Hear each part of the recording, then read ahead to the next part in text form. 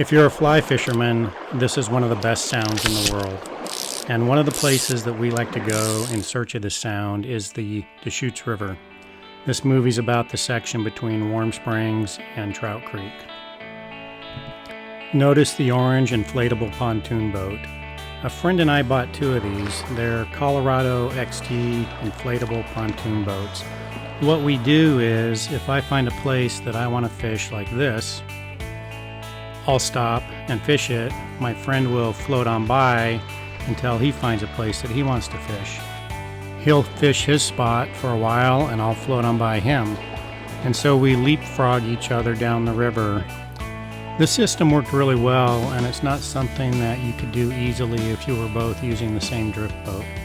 What we were looking for were these guys. This is a nice 15-inch trout that you'll see me catch later in the video.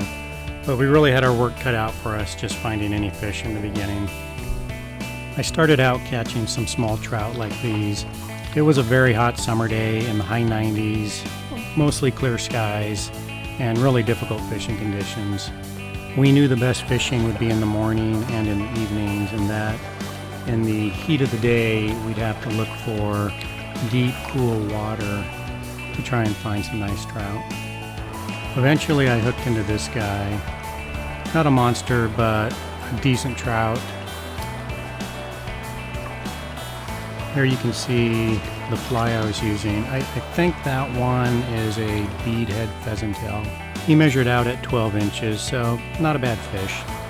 After that, I started to catch some whitefish. I don't know what it is, but when I see a whitefish in the net, it's just not the same as pulling in a nice rainbow. Here at this hole, once again, this is going to be another whitefish. Trout and whitefish do share the same water, but they don't typically stack up right next to each other.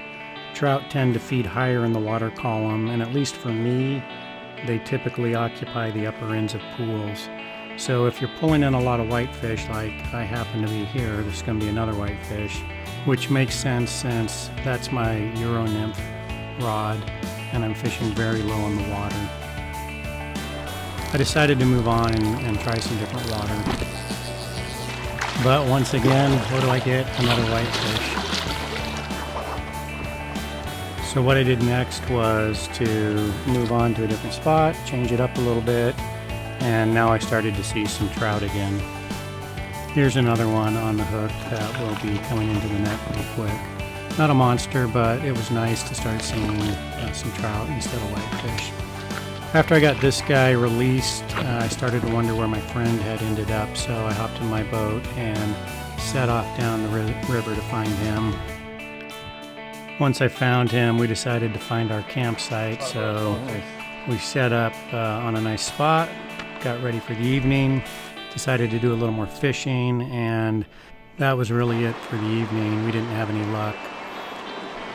The next morning, we got in the boats and set out down the river. It was another hot day, so once again we knew it would be a tough fishing day. We covered a lot of water in the first few hours in the morning, knowing that that would be our best opportunity. My friend caught a couple, but I wasn't having any luck. We leapfrogged our way down the river in the morning, trying every fly we had in the fly box. Even the whitefish weren't cooperating with me at this point, so I knew I needed to find something a little different and really started looking for a deep pocket or a deep run. And so we got to this spot, and right in front of me there's a little shelf, and bingo, I hooked into this guy. There's a shelf with a deep drop off right there, and he was sitting right there in the bottom. My friend comes over to help net him, and we get him in the net, and he turned out to be a really nice fish. The handle of my net has the inches marked out on it so you can measure your fish, and he measured out at a full 15 inches from nose to end of tail, which, a nice solid fish, so very happy to catch him. You can see the fly there was, looks like a golden stonefly. A hot day, and he put up a pretty good fight, so he took plenty of time just to re-oxygenate and get his energy back. It was kind of cool because he just hung out at our feet for a while. You can see that he tried to get in front of some little rocks to catch his breath, and we sat there and watched him for a while. He's a 15-inch trout sitting in, just not even knee-deep water. As far as flies that we like to use, I typically have some kind of beadhead stonefly, and this is a Duracell, but even a beadhead pheasant-tail would work fine. To give you another idea of what the river looks like, this is a drone shot of a part of the river that we had fished earlier. It really is a beautiful river, and the pontoon boats worked out great. It's all good fun, guys. Thanks for watching.